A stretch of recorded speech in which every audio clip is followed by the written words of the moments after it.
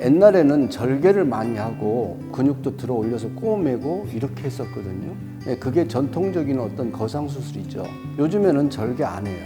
웬만하면 다 절개 안 하고 그냥 주말 이용해서 간단하게 하고 2, 3일이면 깨끗해지고 이런 추세다 보니까 실에 어떤 갈고리 같은 게 달려있는 실이라든지 또는 뭐 여러 가지 이제 특수한 실을 이용해서 조직을 들어 올리는 걸 얘기하는 거죠. 옛날하고 지금하고 달라진 추세는 뭐냐? 실을 이용해서 절개를 안 하고 수술한 티가 별로 안 나는 범위 내에서 살짝 효과를 보는 그런 쪽으로 많이 가고 있는 거죠. 비절개로 젊어지는 방법이다. 이렇게 이해하시면 될 것 같아요. 실리프트는 온몸의 모든 부분을 다 좋아질 수 있어요. 가슴이 늘어졌으면 가슴도 요즘에는 실리콘 고무 밴드가 나오거든요. 그런 실로 해서 걸어서 들어 올립니다. 또 힙업도 해요. 힙도 고무 밴드 같은 걸로 해서 들어 올려서 힙업도 하고, 그러니까는 몸도 한다는 얘기죠.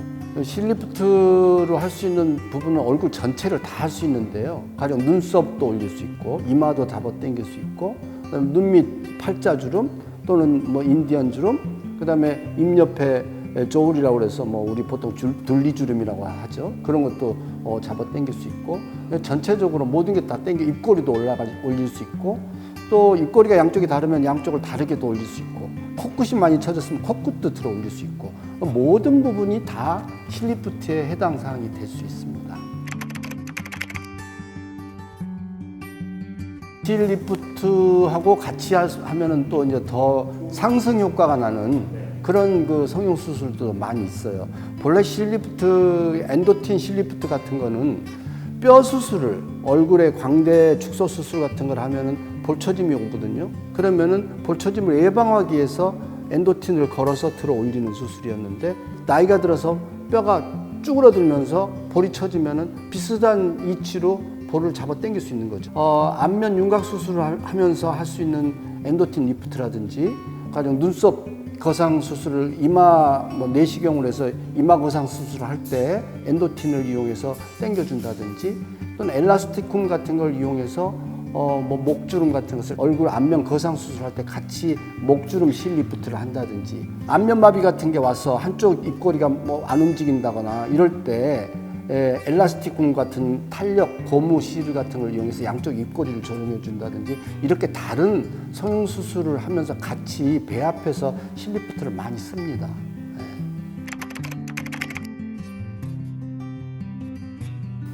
이제 나이가 어릴 때는 물론 이제 좀 처진 게 좀 덜하죠. 뭐 나이가 16살 정도만 돼서도 다크서클 있는 분들이 있어요. 또 눈꼬리 이렇게 본래 천성적으로 이렇게 인디언 주름이라고 그러죠. 그런 것들이 있는 분들도 있고, 그런 분들은 나이가 어려도 실리프트를 합니다. 인디언 주름에는 엔도틴 중면부 거상 수술하면 제일 좋고요. 눈물 꼬랑 쪽에다 실을 넣어서 볼륨 효과로서 다크서클을 교정하기도 합니다. 그래서 나이가 어리면은 그런 것을 할 수도 있고, 나이가 많이 들어서 이제 하시는 분들은 볼륨이 쭈그러들면서 처지니까 같이 지방 이식이랑 같이 실리프트를 한다든지, 실리프트를 하면서 스컬트라 같은 걸로 해서 콜라겐 섬유를 촉진시키는 그런 시술을 같이 한다든지, 실을 잡아당겨서 압축을 시키면은 눈꼬리 쪽에 피부가 약간 모이게 되거든요. 그러면 그쪽만 좀 피부 눈밑주름 제거를 같이 한다든지, 이런 식의 시술을 하면 되니까 어느 전 연령대 골고루 나이가 적고 많고를 떠나서 피부가 처지면 올리는 데에는 어떤 시술이든지 필요한 거 갖다가 쓰면 되는 겁니다. 꼭 어떤 연령에 딱 맞는 그런 실리프트는 없어요.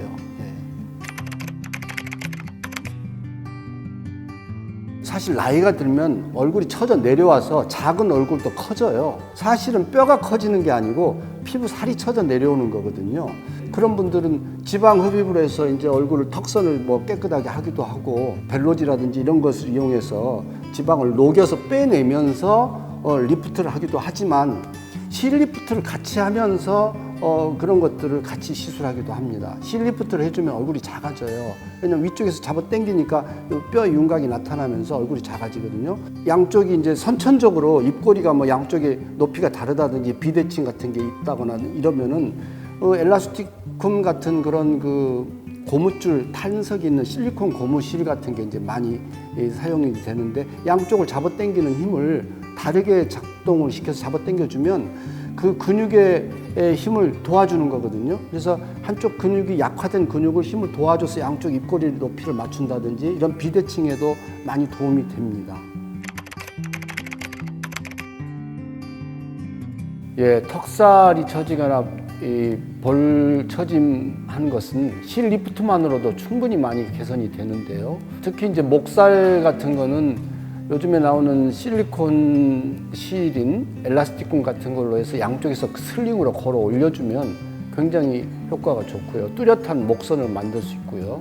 볼살이 얕게 처진 경우는 뭐 코그실이라든지 PDO 실이라든지 PLLA 같은 실을 이용해서 이제 당겨주고, 전체 조직이 같이 무너져 내렸을 때는 골막 박리를 약간 해서 그 엔도틴 리프트라는 게 있는데, 엔도틴으로 해서 걸어 올려주면 볼 앞쪽에 있는 조직이 한꺼번에 빙하가 움직이듯이 한꺼번에 이렇게 들어 올려줄 수도 있고, 그 올려주는 무게에 따라서 사용하는 실이 다릅니다. 이제 나이가 들면 결국에는 피부도 늘어지고 처지지만은 그 피부 밑에 있는 지방층도 없어지고 근육층도 쭈그러들고 근육층 밑에 있는 골막과 뼈도 오그라듭니다. 결국에는 근육이 오그라드는 것을 일종의 노화 현상으로 해서 일종의 요즘에는 병으로 치지 않습니까?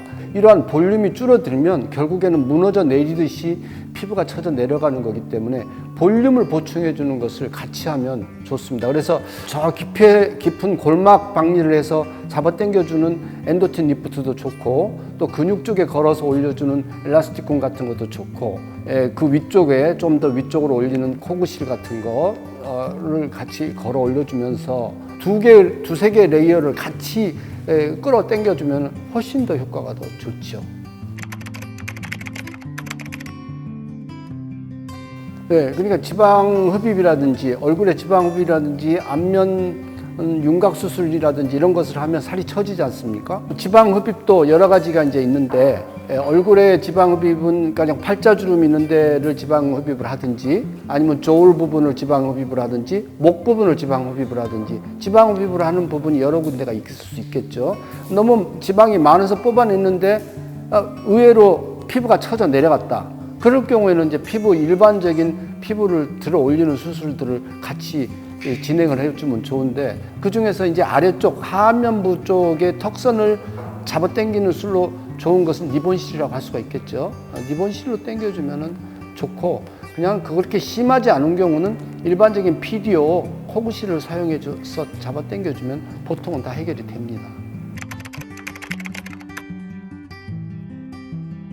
네, 실리프트를 할 때 진짜 이 재수술을 안 하고 성공할 수 있는, 주의할 수 있는 그런 그 주의점은 이제 무엇보다도 좋은 재료를 써야 되겠죠. 뭐 이게 합법적인 재료, 그리고 또 인증받은 재료, 이런 재료를 써야 되고, 또 그런 것을 잘 관리해서 소독도 잘 되는 좋은 환경에서 수술을 해야 되겠지만, 가장 중요한 것은 의사를 선택을 잘해야 됩니다. 의사가 경험이 많아서 저 뼛속에서부터 시작해서 피부 표면까지 모든 부분의 각종 층을 다 잡아당길 수 있는 실에 대한 경험도 많아야 되고, 그런 경험이 많으면서도 그 의사가 미적인 감각이 있어서 실로 당겼을 때 모양을 예쁘게 만들어 본 적도 많은 그런 의사, 그 의사 하나 선택을 하면 그 재료 문제, 모든 문제가 다 해결이 되는 겁니다. 좋은 의사를 만나느냐 못 만나느냐, 성공하는 건 그게 제일 큰 관건이라고 하겠죠.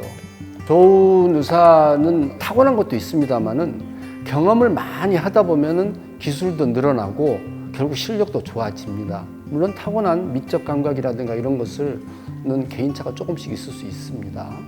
경험이 제일 중요한 것 같습니다. 경험만한 기술이 없어요. 이제 어떻게 보면은 한의원, 피부과, 또 일반 선생님들도 이제 피부 쪽에 실리프트를 많이 하고 있는 걸로 알고 있는데요.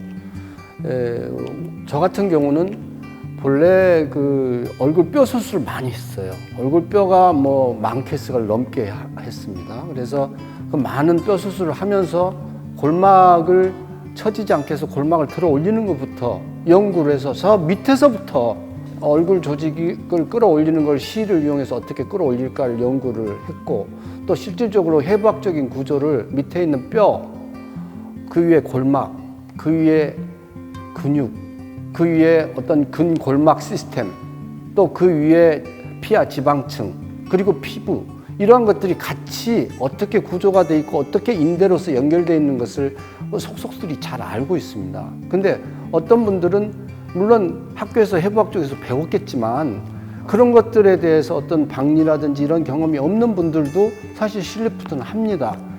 겉으로 피상적으로만 봐갖고는 아주 쉽거든요. 기본 기초적으로 어떤 해부학적인 그 기초라든지 아니면 경험이라든지 이런 게 바탕이 돼 있어서 시술을 하는 거하고는 또 다릅니다. 또 어떻게 보면 안면 윤곽 수술 같은 것을 많이 하면 얼굴에 선을 예쁘게 하는 것을 주로 하는 수술인데, 그렇게 하다 보면 실로 당겨도 똑같이 당겨도 얼굴의 윤곽을 어떻게 하면 이쁘게 당기는지 그런 것에 대한 경험도 참 중요하거든요. 그래서 산의원이나 뭐 이런 피부과나 이런 데서 하는 것도 물론 잘 하시지만 제가 장점으로 생각하고 있는 건 뭐냐면은, 저는 밑에 뼈부터 피부 전층까지를 다 포함된 모든 수술을 다 해본 의사로서 지금 실리프트 쪽을 요즘에 이제 많이 하는 의사로 돌아온 거가 제 장점이라고 생각을 해요. 경험이 모든 분야의 성형수술, 모든 부분의 해부학적인 부분에 대해서